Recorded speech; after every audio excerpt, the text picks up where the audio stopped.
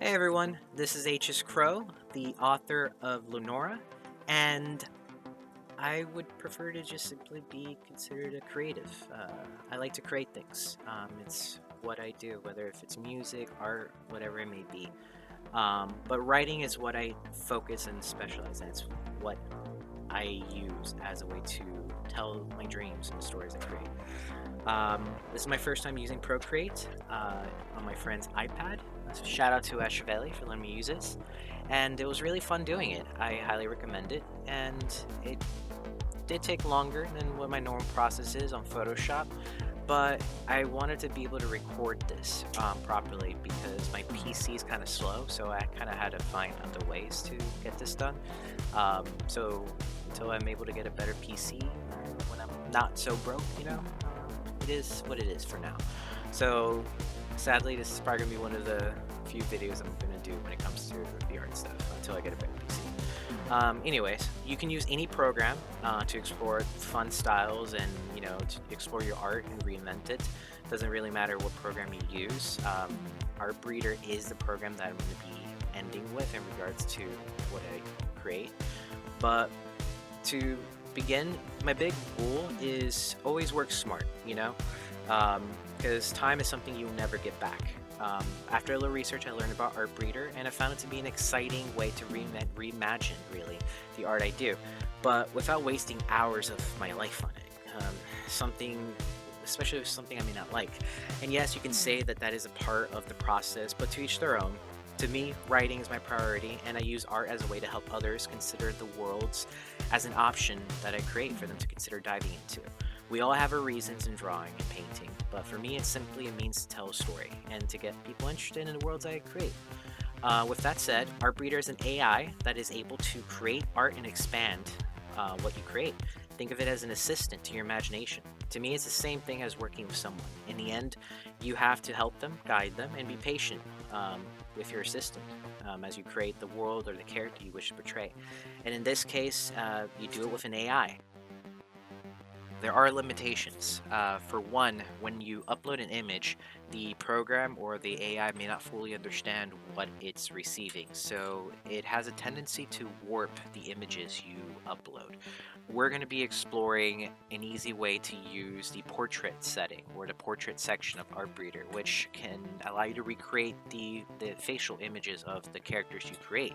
When you upload it, first thing I would highly consider is making sure you draw the character's face with colors and shapes that are easy for it to discern.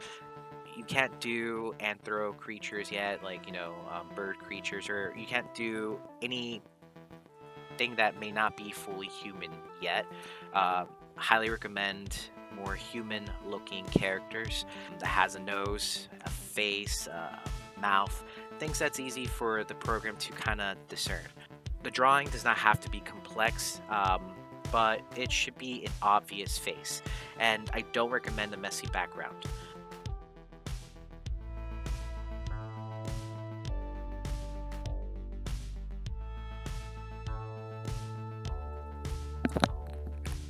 Alright, so when you upload the image, it does take a bit for it to upload, but when it does, just be aware that it might warp a bit, like it did in the image below. Um, if you can tell, see how it's a little bit warped? That's fine. You're going to be modifying it, messing with it, and every single illustration, it's going to have its own specifications of tinkering, and you do that through the Edit Genes area, where you can move it around, change the gender even, and you can even create children, which is different interpretations of the illustration that the AI is trying to understand, and it kind of regurgitates that to you. But in this case, I'm going to be crossbreeding it with a stylized illustration I did before in order to get the complexion that I want.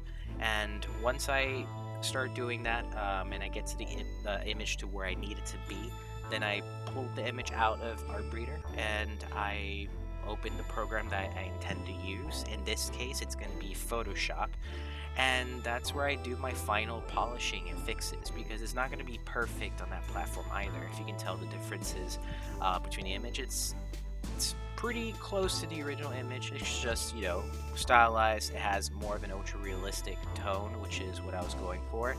And it's just a really fun way to kind of accomplish what you need at a quicker pace, at a quicker time. So it could be many reasons.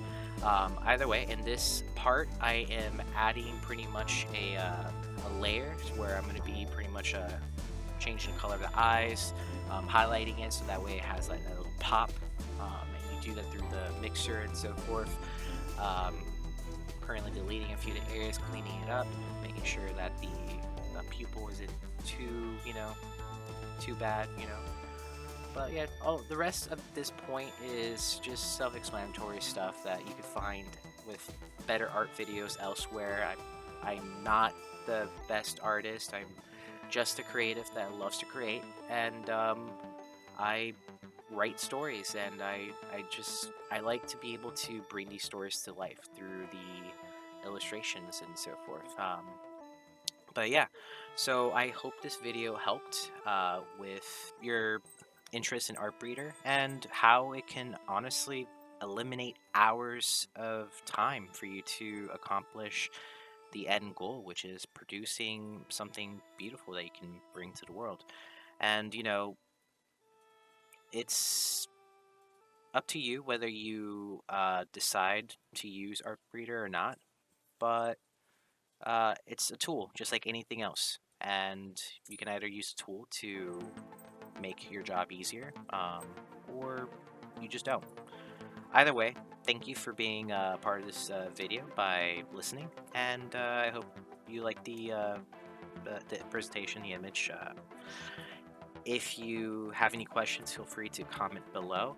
And if you're interested in the character and where this character is from, the character's name is Aila, and they're from Lenora, the comic series I'm currently working on. With that stated, thank you, and have a great day.